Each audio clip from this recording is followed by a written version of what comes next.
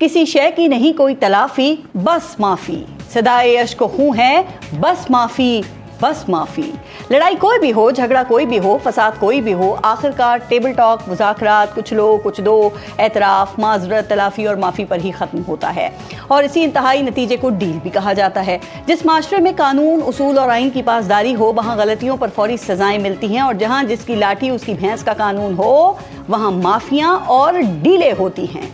बदकिस्मती से पाकिस्तान में झगड़े ज़बानी हो या बयानी हो, लड़ाई झगड़ों पर सजाएं नहीं, आखिरकार माफियां और डीलें ही होती हैं।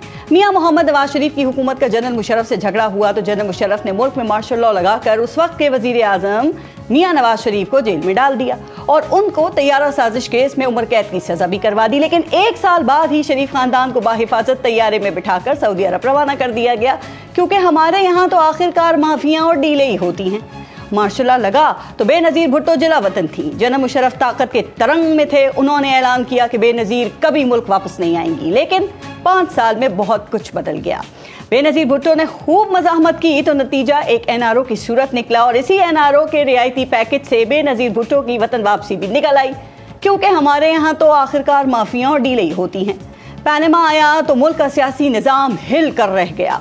सुप्रीम कोर्ट ने वजीर आजम को ताहयात नाअहल करके घर भेजा तो नैब अदालत ने मियां मोहम्मद नवाज शरीफ को 10 साल की सजा देकर जेल में डाल दिया। लेकिन मियां साहब जेल में अपनी सजा पूरी करने या अदालतों से रिलीफ की जद्दोजहद के बजाय बीमार होकर दवाई लेने अचानक जेल से सीधा लंदन चले गए, क्योंकि हमारे यहाँ तो आखिरकार माफियाँ और डीलें ही होती हैं।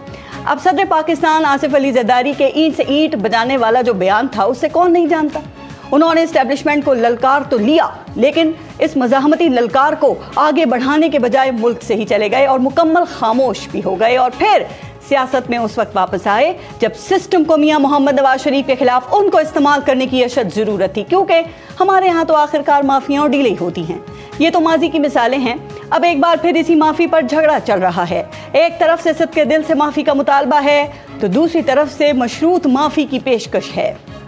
क्या इस बार भी नतीजा माफ़ी और डील सूरत नहीं निकलेगा, या हमें बानी पाकिस्तान तहरीक इंसाफ भी ये कहते हुए सुनाई देंगे कि वो करेंगे मेरा कसूर माफ़, हो चुका कर चुके ज़रूर माफ़, मैंने ये जान कर खताएं की, हर खता होगी भी ज़रूर माफ़, हाथ भी जोड़े पाँव पर भी गिरा, अब तो कह दो क्या कसूर माफ। या फिर ये सदाएं आएंगी कि डट के खड़ा है अब कप्तान, एक बार फिर नया बनेगा पाकिस्तान। इस नए पाकिस्तान के दावेदार बानी PTI ने 2 माह में मौजूदा हुकूमत के खात्मे की पेशगोई भी कर दी है।